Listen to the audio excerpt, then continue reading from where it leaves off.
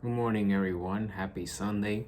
Welcome to Sports News Flash at 12 with your one and only, your weekend sports anchor, Mike Medina. March Madness, it's been crazy. Texas Tech, they got a taste of their own medicine. They overcame to beat Arkansas Razorbacks to move on to the Elite Eight. And now the Florida Gators, they returned the favor. The Florida Gators, they were down by double digits and they came back to win this game 84-79. I'm sure the Arkansas fans, they're probably rubbing it in this morning to Texas Tech, but Florida Gators, they stepped up and they will be moving on to the Final Four. Duke, they dismantled Alabama. This game was a little slight disappointing, not too much, because Duke is the best team in the country and they've been decimating all their opponents, except Arizona. Arizona just couldn't go away.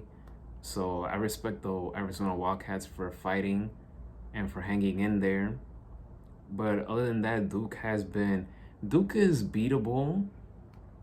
It's just that I'm disappointed in Alabama. I expected so much better in this. I thought that both teams would combine for 200 points or more because both offenses are just when they're clicking, they're clicking. But this was totally different than what we expected. Duke won 85-65, and they're going on to the Final Four. Head coach John Shire, at the age of 37, he is doing wonderful things with this Duke program. In terms of today's game, we have Tennessee versus Houston at 2:20, and we have Michigan State versus Auburn. The winners, they move on to the Final Four, which will be next Friday. Going to baseball now, Mookie Betts, he has been dealing with an illness. He lost about 20 pounds, but he came back on Friday, and what a way for him to make a comeback. He hit not one, but two home runs. One of them includes a game-winning home run in the 10th inning. That Detroit Tigers team, I'll be honest with you, they are a menace. That's a good team, and they gave the Dodgers a run for their money. But to be honest with you, it feels so good, and it was very nice to see Mookie Betts back on the field. Him going through all this illness, and for him to respond back with two home runs, which one of them was a game-winning home run in the extra innings. That's a beautiful script right there. And the Dodgers remain perfect. They're 5-0. Another team that is perfect is their rival in the NL West, the San Diego Padres. They improved to 3-0. But the tough news is that Manny Machado, he exited yesterday's game. I believe it was in the third or fifth inning, and it seemed he injured or he felt his discomfort in his left knee or his left calf. But if it's his knee, then we got to remember that he did have a knee injury way back years ago against the Baltimore Orioles. If you remember that game, that it was on the road against Tampa. I just hope that this injury is not the beginning of a lingering injury for him, because the reality is that he's 32. He'll be 33 this year. So I hope that this doesn't become a chronic problem. I really hope that's not the case, because he's too important to this team. He's one of the leaders of this team, and the Padres, to compete, in order for that team to compete, they need to stay healthy and be consistent. But other than that, Jackson Merrill and Fernando Tatis Jr. are off to a hot start this season for the Padres. The Yankees, they wasted no time to get to their former teammate, Nestor Cortez. He's part of the Milwaukee Brewers rotation now, and they made him pay early on the first inning.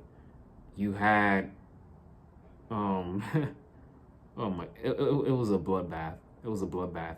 Let's just say, I believe he gave up four home runs in the first inning. Yeah, it was four. But in total, the Yankees hit 9 home runs. 3 of the 9 came from Aaron Judge. Paul Goldschmidt went deep. Cody Bellinger went deep. Austin Wells went deep. Anthony Volpe went deep.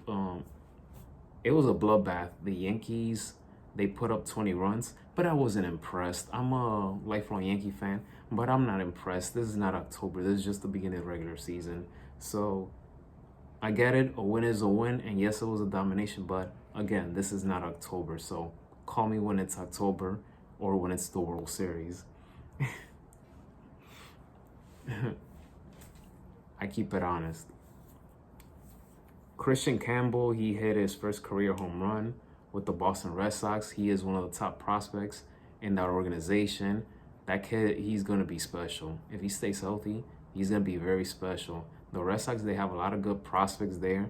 So be on the lookout for that Red Sox team in the future, because they have a young group right there that can hit, and they're going to make the presence be known very sooner than later.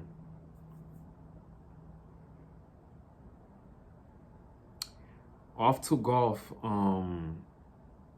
Australian golfer Minwoo Lee, he has taken the lead in the third round of the Houston Open. He shot a 7 under 63. Lee said after round 3, he said that his irons have been amazing. Scotty Scheffler, who was leading the way after rounds 1 and 2, he struggled in round 3 on Saturday. But this is Scotty Scheffler being Scotty Scheffler. Last year, he had the tendency of starting off slow and then he'll finish strong. So if you're Minwoo Lee, you have to be mindful that Scotty Scheffler will be chasing you today for round 4. So who will be the winner? Will be Lee? Will be Scheffler? Or could it be someone else that might steal the spotlight? We shall see coming tomorrow. And last but not least, Aryna Sabalenka.